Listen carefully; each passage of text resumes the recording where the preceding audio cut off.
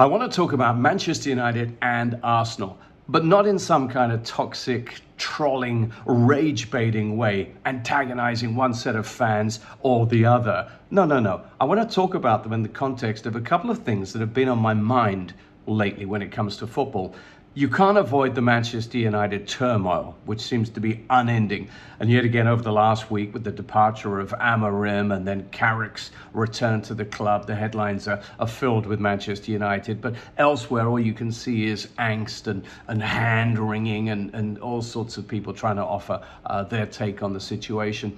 More broadly, I've been thinking a lot about Arsenal, sitting in a good position in the Premier League, probably the favourites to finally get around to winning it after a number of second place finishes. And I've been saying for a long time now that I really hope, for one particular reason, that Arsenal can go ahead and get the reward that I suppose you'd have to say the Premier League is by winning it. Now, I'm talking about these two topics because I have a sense that we're overlooking history, or we're misinterpreting history when it comes to football. Very often we talk about legacy and history, and it's become construed sometimes now as a negative thing, maybe a millstone around the neck of a football club. Similarly, we talk about change and we confuse it with progress, because the two, as we're beginning to see these days more and more, are very different things.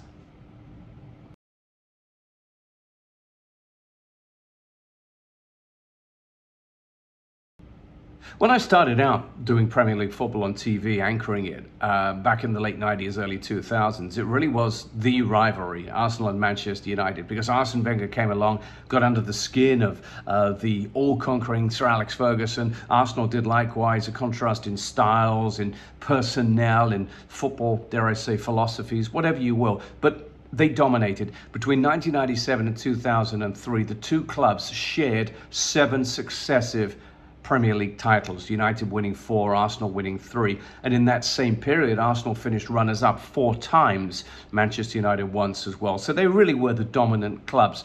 And their rivalry was one that became seriously intense. These days, we would call it toxic, I suppose. We had tunnel disputes going on. We had pitch-side rivalries, all sorts of spats between players, Vieira and Keane, and then, of course, the two managers going at it. We had title deciders absolutely shrouded in controversy and all sorts going on there. Now, the reason why this comes to mind right now is that both clubs went through similar situations after the end of the reign, the tenure of their long-serving managers, but the two clubs have now completely diverged in the ways that they're going, and therefore in the ways that they have responded to the situation they found themselves in. So let's break this one down. If you look at Manchester United, for example, they seem to be repeating the same problem over and over. Or do they? Actually, it's a familiar cycle, because what they've done is they've made a fundamental mistake, and we've spoken about this in the past, and a lot of people do. We've been here so many times because there is a fundamental flaw with the club. When Sir Alex Ferguson left, there was such huge institutional change in the way that the football club was structured that no number of world-class coaches or players was going to fix it. In fact, different managers, different football philosophies, different squads in terms of the skills they brought has only compounded the problem, because the environment at Manchester United is the problem, as Amorim and others have discovered. It doesn't allow a coach to breathe, if you will, because they've evolved into a situation, or devolved, I should say, that the manager or the coach, if you want to call him that, when he arrives, is automatically seen as the savior. And really, you shouldn't ever be casting anyone in that role. The expectation is just way too high. But then the minute things go wrong, they become the scapegoat, all right? Because that's the way that situation happens. It's a horrible reality of modern day football, that what we're learning here is that managers can't fix a club which is misaligned, but an aligned club can empower a manager. Now, that is the direct contrast we've seen between what's happened at Manchester United and Arsenal.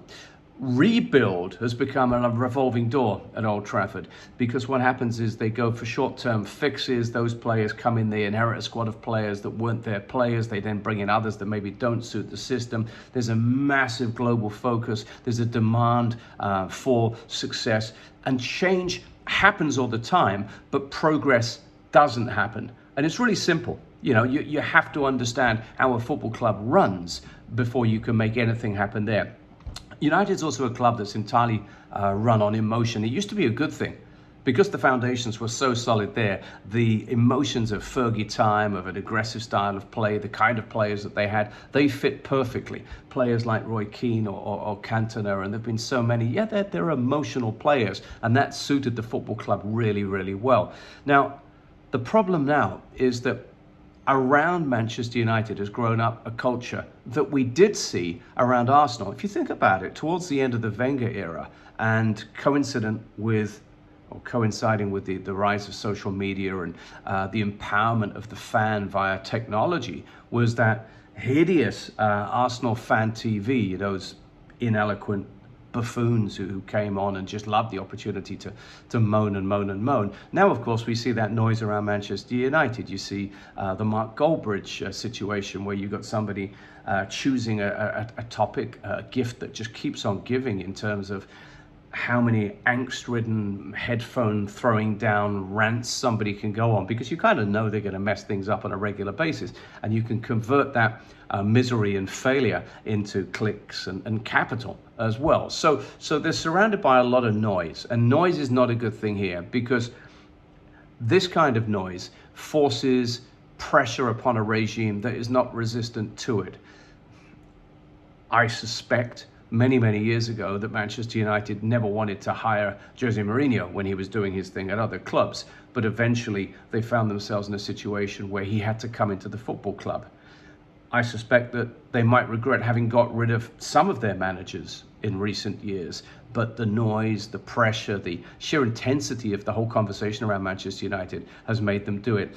It's become a club that's no longer in control of its own story. They've become almost a content economy. They've become a bad joke at times. They've become a sort of a negative narrative, if you will. And the problem is that this feeds back upon itself. The more negative things become, the more angry the reaction becomes, the more likely it is that there's going to be an over-expectancy at the football club, because it's just not there simply right now. If you are going to get Manchester United to change once again, it requires the sort of thing that Arsenal did. Now, don't get me wrong, Arsenal made some horrible mistakes. Towards the end of the Wenger regime, there was this insistence that there simply wasn't the money to compete with the very best. Yes, we did see the rise of Chelsea and then Manchester City, fueled by enormous amounts of money, but it was almost as if they were settling into a narrative which is, well, we do things the right way and the good guys don't finish first, and so on. So that became a little bit of a self-fulfilling prophecy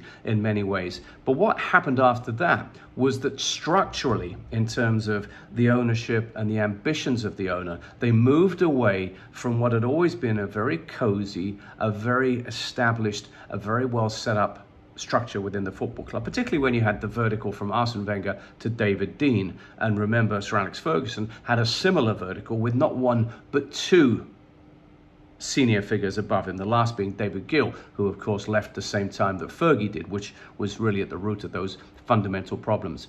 But Arsenal got themselves into a mess. They struggled, they flip-flopped between coaches. I mean, we now know, of course, that they did have good coaches, because they've subsequently gone on to do good things. It's just that they eventually arrived at Mikel Arteta in a terrible position when nobody expected him to succeed. And in fact, when he started out and didn't succeed, the prevailing narrative was going to be, there's another one, let's get him out and let's continue this kind of toxic regime. But what happened, funnily enough, was behind the scenes, the club aligned itself. The support did something similar. And as a result, when Arteta came in and had a clearly defined plan for his project, which was very much, I think, based on the growth that we'd seen at Manchester City, there was enough evidence there to win over those in a decision-making role to say, yeah, okay, let's go with this. Let's trust this process here. So what they did was they built a squad, and then they refreshed that squad. And this is why right at the start, I said, I hope Arsenal win it, because they have demonstrated a completely opposite way to doing what we're seeing being done wrong at so many modern European football clubs these days. They identified a style of play. Now, no matter who the players are that come in, you can see that the signings are made with that style of play in mind. Particular playing philosophy. Yes, it not backfired, but it came up short a couple of times. But we have to remind ourselves that they were in an era of an incredible Manchester City and a really impressive Jurgen Klopp-driven Liverpool side. So as a result, you know, they might have won a bit more, a bit sooner. But the fact is that they have this consistency and continuity to them, which is very rare in football these days. And as a result, they've been able to say, if we buy into this and believe in this, we will eventually get the rewards, we'll get the silverware, which I think we saw happen at Liverpool as well. You might have felt that they could have won something a little bit earlier on. So in a way, Arsenal have kind of, to me, got back to where they were under Wenger.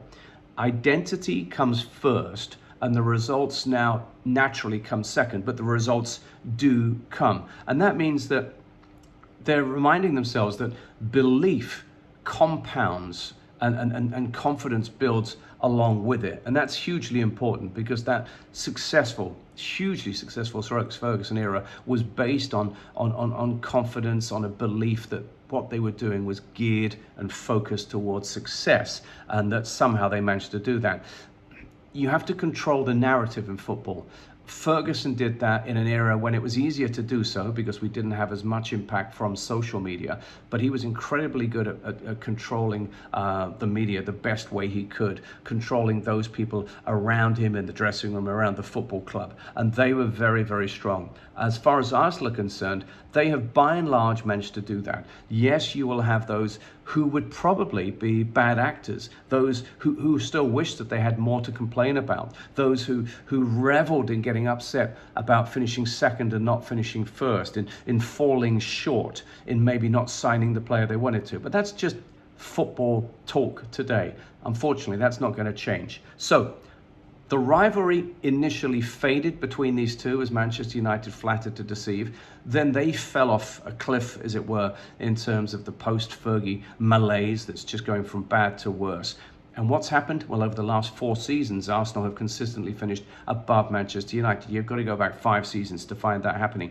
And of course, the gap has widened in recent times. So a huge divergence here. One club demonstrating all that I personally find to be wrong with modern football in terms of the knee-jerk reaction, the toxicity, the fact that very often the tail wags the dog, as it were, in terms of, you know, who's actually making decisions. And then Arsenal, on the other hand, have got themselves into a position where they're able to say, okay, we know who we are, what our goals are, and we can at least work towards them, even if we know we won't always realize them. That, for me, is the most encouraging narrative happening in football these days. There's a lot about football that can be very frustrating and very depressing, but I think the Arsenal story is one that we really should celebrate, and we should remind ourselves that history doesn't protect you. We're seeing that time and time again in football these days, in the Premier League and in football broadly.